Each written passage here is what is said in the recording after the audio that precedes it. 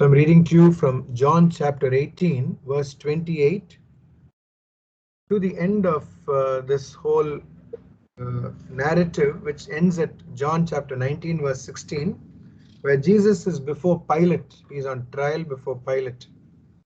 So we have to read this whole thing together as one story. Then they led Jesus from the house of Caiaphas to the praetorium. It was early. They themselves did not enter the praetorium so that they might not be defiled, but might eat the Passover. So Pilate went out to them and said, "What accusation do you bring against this man?" They answered him, "If this man were not an evildoer, we would not have handed him over." Pilate said to them, "Take him yourselves and judge him by your own law." The Jews said to him, "It is not lawful for us to put any man to death." This was to fulfill the word which Jesus had spoken, to show by what death he was to die. Pilate entered the praetorium again and called Jesus and said to him, "Are you the king of the Jews?" Jesus answered, "Do you say this of your own accord, or did others say to you about me?" Pilate answered, "Am I a Jew? Your own nation and the chief priests have handed you over to me. What have you done?" Jesus answered, "My kingship is not of this world. If my kingship were of this world, my servants would fight, that I might not be handed over to the Jews. But my kingship is not from the world." Pilate said to him, "So you are a king?" Jesus answered, "You say that I am a king. For this I was born, and for this I have come into the world, to bear witness to the truth. Everyone who is of the truth hears my voice." Pilate said to him, "What is truth?" After he had said this, he went out to the Jews again and told them, "I find no crime in him. But you have a custom that I should release one man for you at the Passover. Will you have me release for you the king of the Jews?" They cried out again, "Not this man, but Barabbas." Now Barabbas was a robber. Then Pilate took Jesus and scourged him. And the soldiers plaited a crown of thorns and put it on his head, and arrayed him in a purple robe. And they came up to him, saying, "Hail, King of the Jews!" and struck him with their hands. Pilate went out again and said to them, "See, I am bringing him out to you, that you may know that I find no crime in him." So Jesus came out wearing the crown of thorns and the purple robe. Pilate said to them, "Behold the man." When the chief priests and the officers saw him, they cried out, "Crucify him! Crucify him!" Pilate said to them, "Take him yourselves and crucify him, for I find no crime in him." The Jews answered him, "We have a law, and by that law he ought to die, because he has made himself the Son of God." When Pilate heard these words, he was the more afraid. He entered the praetorium again and said to Jesus, "Where are you from?" Jesus gave him no answer. Pilate therefore said to him, "You will not speak to me? Do you not know that I have power to release you and power to crucify you?" Jesus answered him, "You would have no power over me unless it had been given you from above. Therefore he who delivered me to you has the greater sin." Upon this Pilate sought to release him, but the Jews cried out, "If you release this man, you are not Caesar's friend. Everyone who makes himself a king sets himself against Caesar." When Pilate heard these words, he brought Jesus out and sat down on the judgment seat at a place called the Pavement, and in Hebrew, Gabbatha. Now it was the day of preparation of the Passover. It was about the 6th hour. He said to the Jews, "Behold your king." They cried out, "Away with him! Away with him! Crucify him!" Pilate said to them, "Shall I crucify your king?" The chief priests answered, "We have no king but Caesar." Then he handed him over to them to be crucified.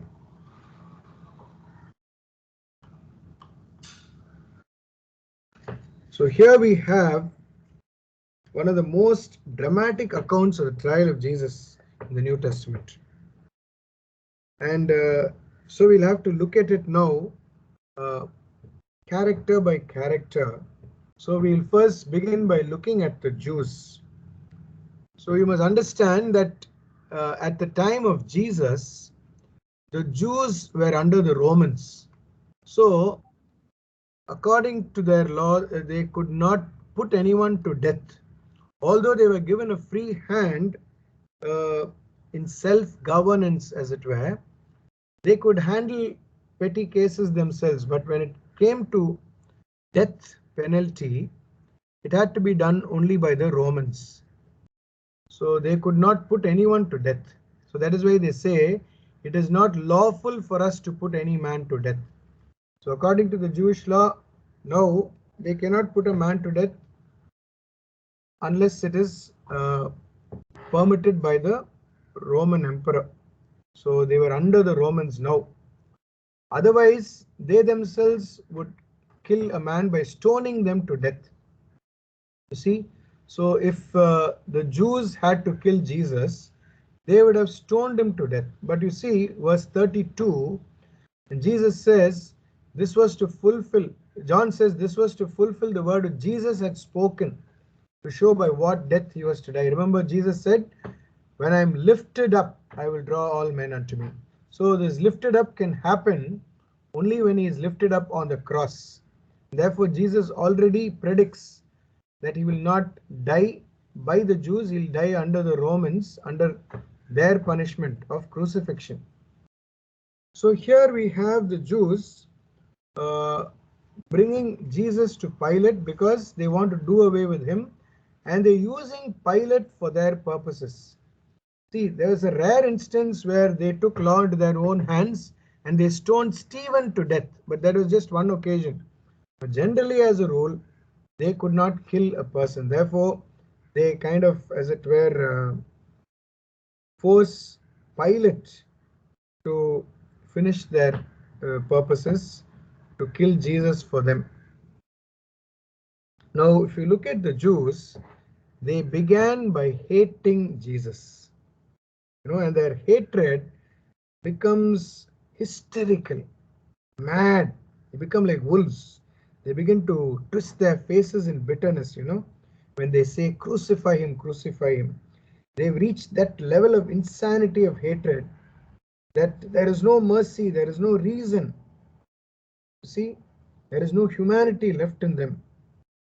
So that is what hatred can do to a person. It can make you go so low that you cannot think straight, you cannot reason, and you cannot listen without distortion.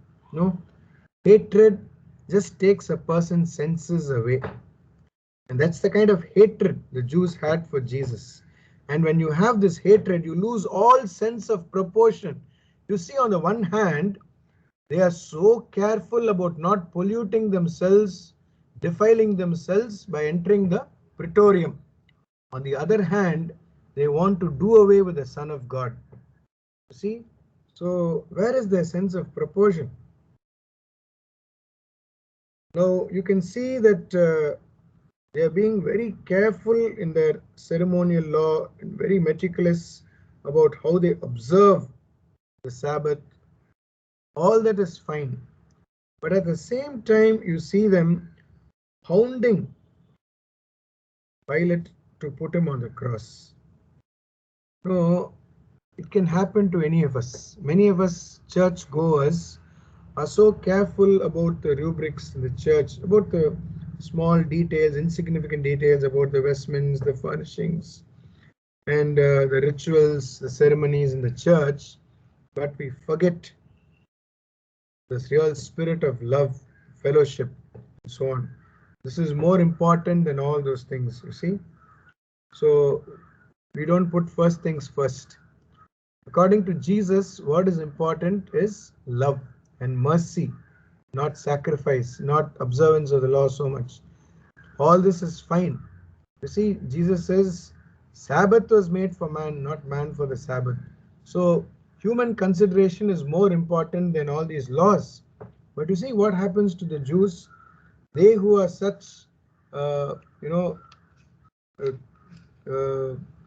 people who are so careful about the law, they don't think twice about killing the Son of God, killing Jesus, because their heart was so full of hatred and they begin to lose their sense of proportion. And also, you find they begin to twist the truth. They put a charge of blasphemy against Jesus, and they knew that Pilate will not accept this case of blasphemy. So, what do? They accuse that Jesus claimed to be a king, which he did not. So, it was a blatant lie. You see, so hatred can even twist the truth.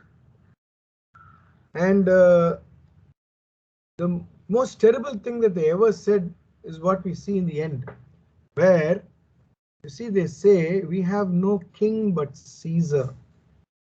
This is something that you can't imagine, because they went against all their principles. If you read the book of Samuel, Samuel will tell the people in the first book of Samuel that God alone is their king. You see, for the Jews, God was their king. They did not look at any human being as a king. That is why when we read the book of Judges, Gideon will tell the people when he's offered the crown, he will say, "Neither I will rule over you, nor my son. It is only the Lord who will rule over you." So for the Jew, it was God who was king, not any human being. And then when the Jews were taken over by the Romans, when they started putting this tax on them, you see, the Jews made a very big revolt. When the census was taken and they were liable to pay taxes, they had a bloody rebellion, as it were, and they fought against it, because they said, "Only to God will we give our tribute, not to any human king." That was the extent to which they went. And the same Jews now are telling Pilate, "We have no king but Caesar." I don't know, Pilate must have been blown away listening to this. Must have really been amused on the one hand and completely shell shocked on the other hand. And they heard this from them. Are they talking like this? You see, that is what hatred can do. Hatred can even make you lose your principles, can even make you turn away from God. They did not care about anything, even about God now, as long as their purposes were served, you see.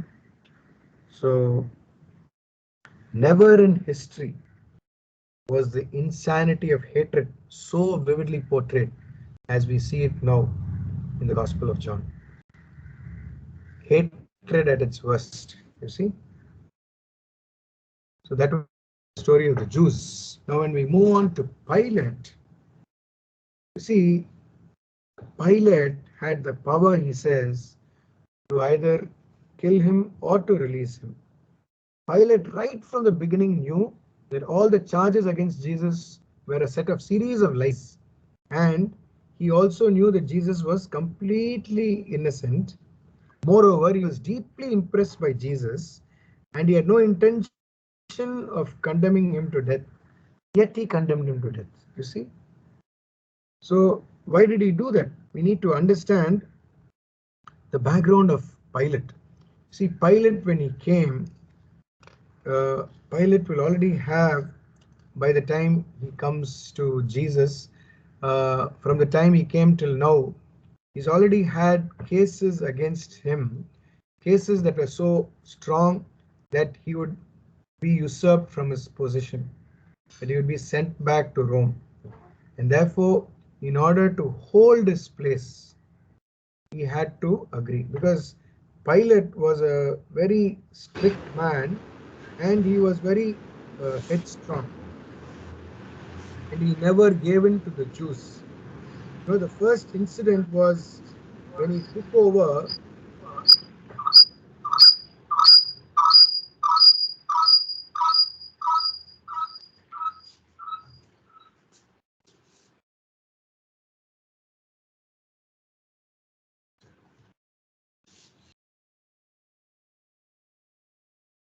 Pilate took over as governor, you see, when he brought his soldiers to Jerusalem, normally the soldiers would wear a badge which had the emblem of the king, the emperor, and the emperor was God. Now the Jews did not like it, so the earlier governors who came, they wouldn't wear this badge when they entered Jerusalem. They would take it off. But when Pilate came, all his soldiers were wearing this badge, and the Jews revolted. They said no, they should not wear this. But Pilate didn't listen to them. He was very adamant. But the Jews kept on. They went after him. And even when he returned to Caesarea, the Jews followed him. And what did he do? Uh, he asked them to meet him in the amphitheater. And there he surrounded them along with his men and he killed some of them. Okay, so that was a very bad start for Pilate already. And then the second was when he wanted to supply water to them because Jerusalem, the water was inadequate. So he wanted to build a new aqueduct. And what did he do? He used the temple money. You see what is called the Korban fund. He used that fund, which was meant for the sacred purposes, and he used it. Okay, it was a good thing that he did, building an aqueduct, but at the same time, he used the temple money, which the Jews did not like. So, the Jews again created a riot, and what did people do? What did Pilate do? He sent his soldiers into the streets as plainclothes men, and these men went and at a given signal, they stabbed to death many of the Jews. And so again, Pilate became unpopular, and a report was sent to the emperor against Pilate.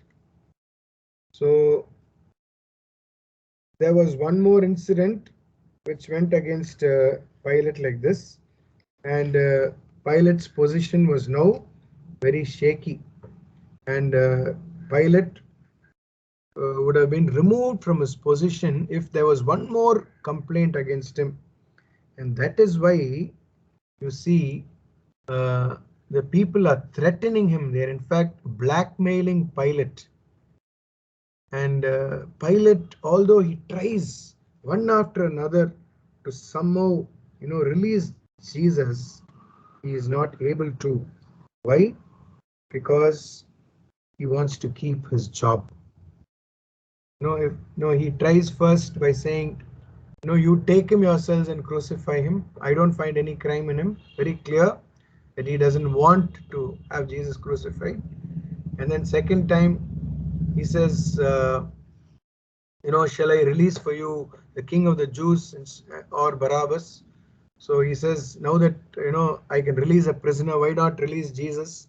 I'm giving you one more opportunity. Okay, you're saying he's a bad man, but then, why don't we release him for the Passover like we normally do? Again, no, the people don't agree. And finally, he says, shall I crucify your king? He tries to appeal to them emotionally. No, that doesn't work out either. So all the three times when Pilate tried to release Jesus, they only wanted to do away with Jesus. And so Pilate gives in to them. Why? Because he is afraid of his own position. Because if he doesn't listen to them, if they start a revolt, then definitely Pilate would have to go back to Rome. And Pilate doesn't want that.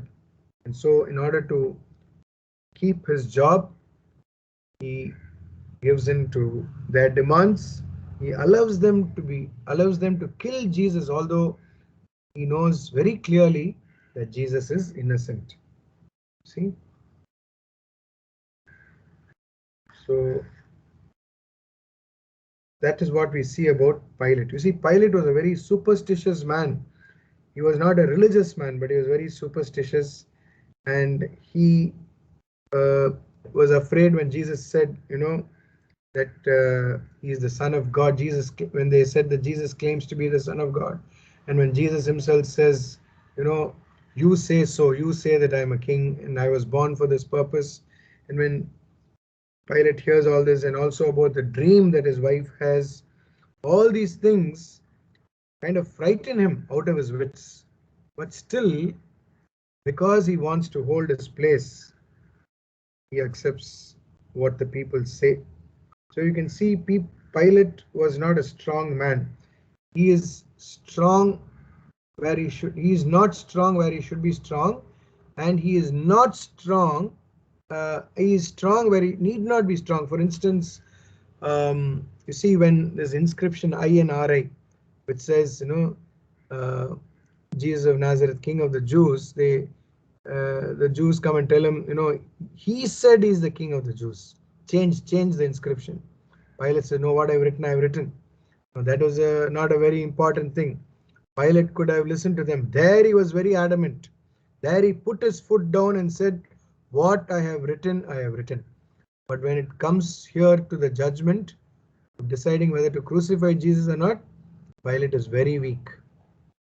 He's not able to put his foot down and say, no, I will not arrest him. I will not kill him. No, he doesn't say that. So that is the nature of Pilate. Now we look at Jesus himself. Jesus, throughout this entire trial, if you look at his face, you can see the sheer majesty of Jesus. Right from start to finish, there is a very clear sense that Jesus is not on trial. Why? Because Jesus is standing very straight, and he has no fear in his eyes, he has no guilt in his heart, and it is the other person who's on trial, not Jesus. You see?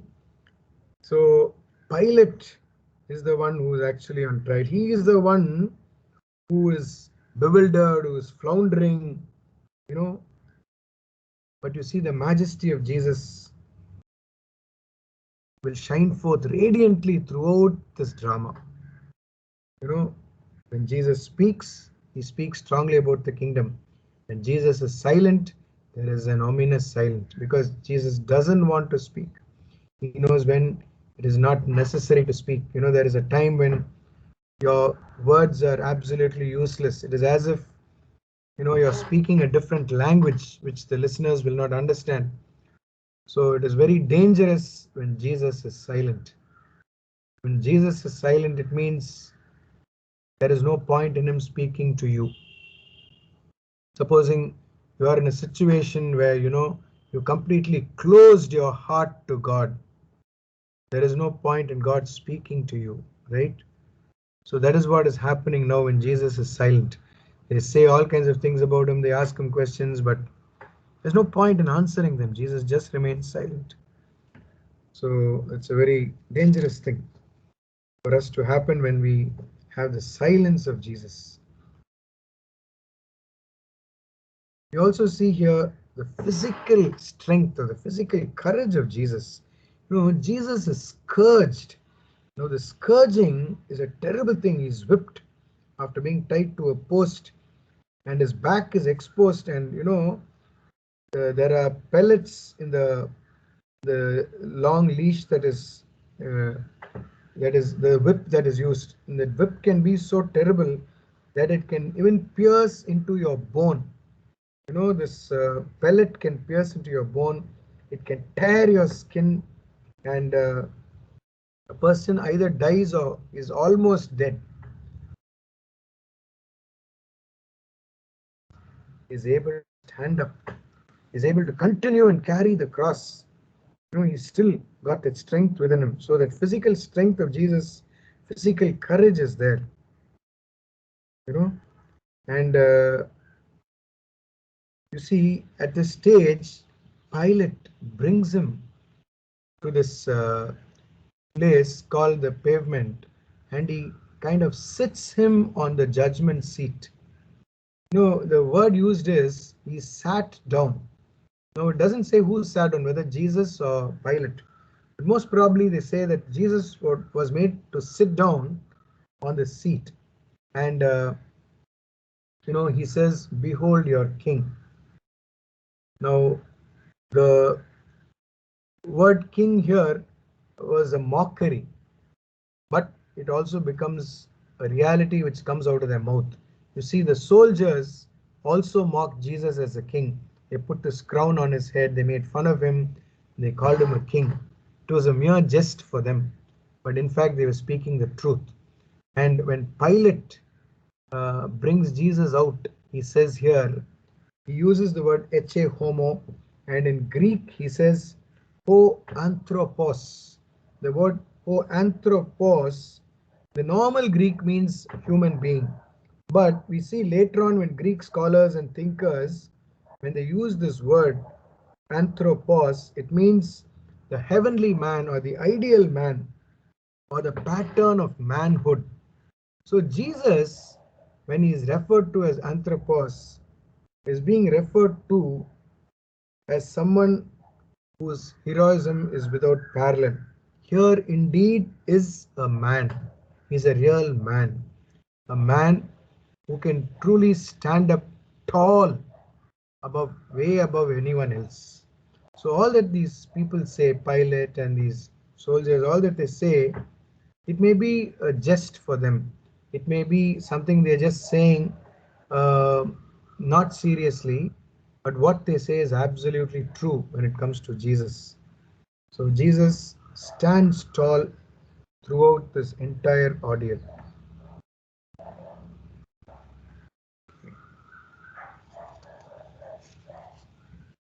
And then finally, we have here the soldiers. You see, the soldiers are mocking Jesus, they make fun of him, and they treat him as dirt, as it were. But in all this, you see, Jesus doesn't fall down. Jesus is absolutely still, is absolutely quiet, he doesn't resist.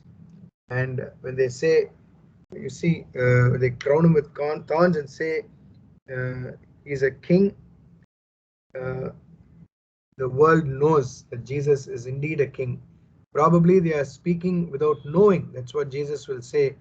Father, forgive them, they know not, for they know not what they do. And it's so true, because these fellows unknowingly they blurt out the truth. See?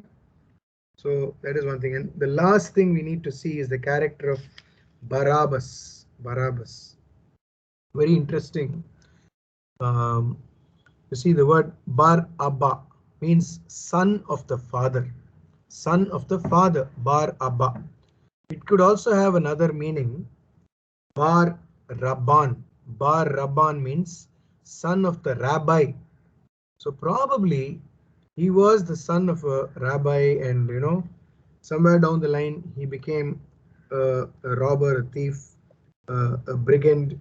He became someone who was a murderer and so on. All this happened later, but maybe he was someone who was like a zealot who wanted to fight against the Romans, and so he did not mind killing people. He was probably like a Robin Hood. So this man was probably popular with the Jews.